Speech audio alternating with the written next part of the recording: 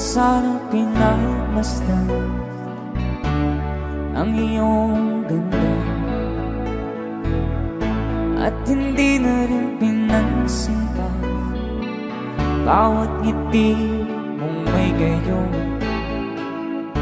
Dahil sa akala ko di ako iibig sa'yo, ikaw pala ang aakit sa puso ko.